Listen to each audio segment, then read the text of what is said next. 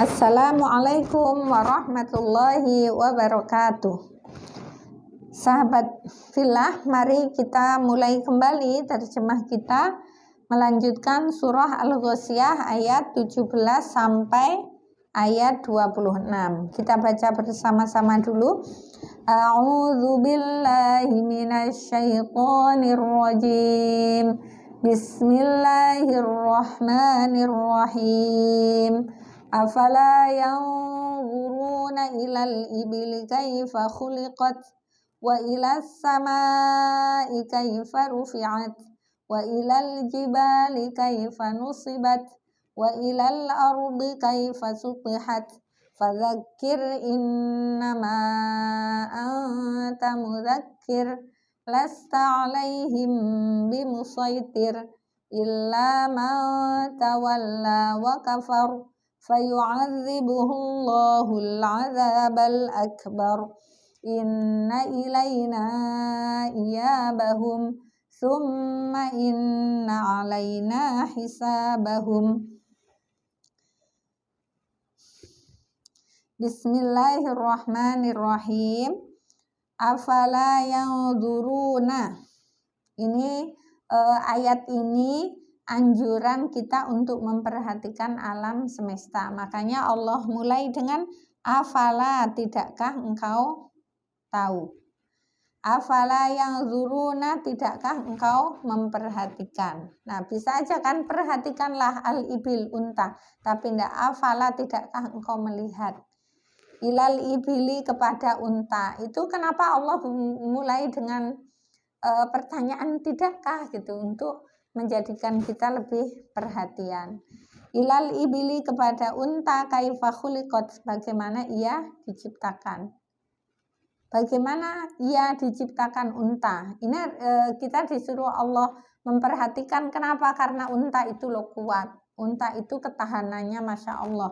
Tapi unta yang sekuat itu tunduk dia sama manusia. Unta suruh memperhatikan. Wa ilas samai, dan kepada langit. Tidakkah engkau memperhatikan langit? Kaifa rufi'at, bagaimana ia ditinggikan. Supaya kita mentadaburi alam ini. Afala yang durun, tidakkah engkau melihat? Engkau memperhatikan. Ilal ibili kaifa khuliqat, bagaimana Allah menciptakan unta. Kemudian tidakkah engkau memperhatikan wa ilas samai, kepada langit, kaifa rufi'at, bagaimana langit itu Allah tinggikan. Karena langit itu ya, kita mungkin nggak pernah mikir dan nggak terpikir oleh kita gimana Allah itu meninggikan langit. Kita mau bikin tangga kedua aja harus mikir tiangnya berapa gitu ya. Tapi ini langit setinggi itu Allah tinggikan tanpa tiang, tanpa apa, tanpa penyangga, dan tidak pernah jatuh sepanjang dunia. Ada gitu ya, sepanjang kehidupan manusia. Wa ilal jibali, afala yanzuruna, tidakkah engkau memperhatikan wa ilal jibali, kepada gunung-gunung, kaifa nusibat, bagaimana ia ditegakkan, bagaimana Allah tegakkan gunung-gunung yang kuat itu. Wa ilal ardi, dan kepada bumi, kaifa sutihat, bagaimana ia dihamparkan. Nah, ini pelajaran juga zaman dulu ketika para sahabat itu berdagang, kemudian mereka pergi meninggalkan kampungnya, dia naik unta. Kemudian ketika melihat ke atas, dia melihat langit. Dia melihat ke kanan kiri gunung-gunung yang tegak kuat. Kemudian lihat ke bawah, melihat bumi. Nah, semua itu disuruh mikir dari langkah selangkah itu bagaimana Allah menciptakan semuanya, dan itu menunjukkan kuasa Allah, kebesaran Allah Subhanahu wa ta'ala untuk membuat manusia ini nyaman tinggal di dunia. Fadzakir, maka berilah peringatan, innama, sesungguhnya engkau, anta, kamu ya Muhammad, mudzakir, adalah seorang pemberi peringatan. Jadi tugas Nabi Muhammad itu memang menyampaikan peringatan kepada kaumnya, kepada umatnya, dan Allah sering menyampaikan innama anta mudzakir, tugasmu itu hanya memberi peringatan. Hidayah itu urusan Allah. Innaka Innaka la tahdi man ahbabta. Kau tidak bisa memberikan hidayah kepada orang yang engkau cintai.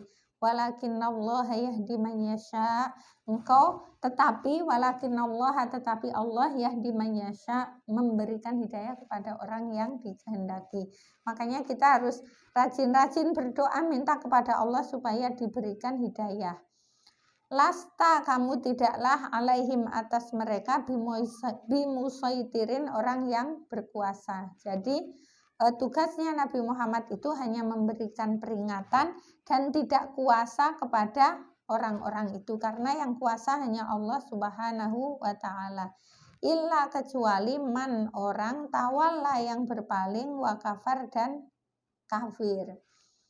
Engkau tidak kuasa atas mereka. Dan orang-orang yang berpaling dan kafir itu urusan Allah. Di ayat selanjutnya, fayu'adzibuhu, maka Allah akan menyiksa mereka, Allah mengazab mereka.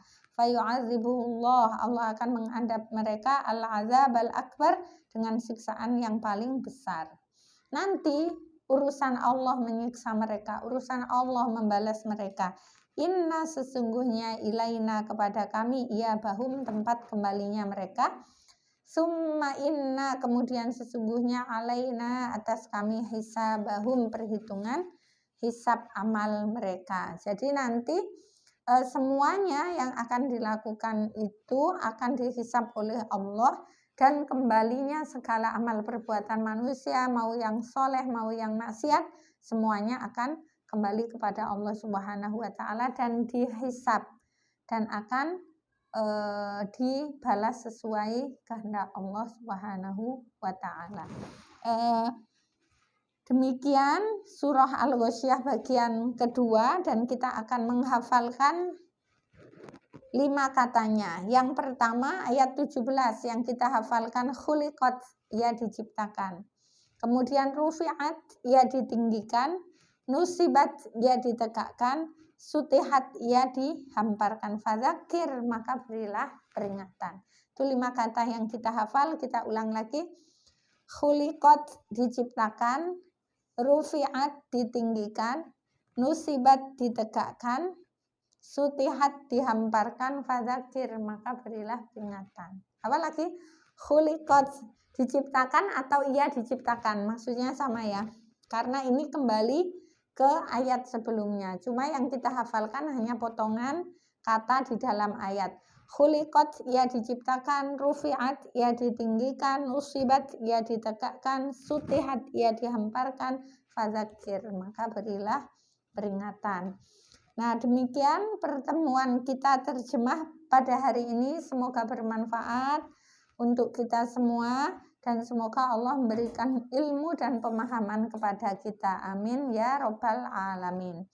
Ya, demikian pertemuan kita hari ini. Terima kasih atas segala perhatian. Usikum wa nafsi bitaqwallah. Wassalamualaikum warahmatullahi wabarakatuh.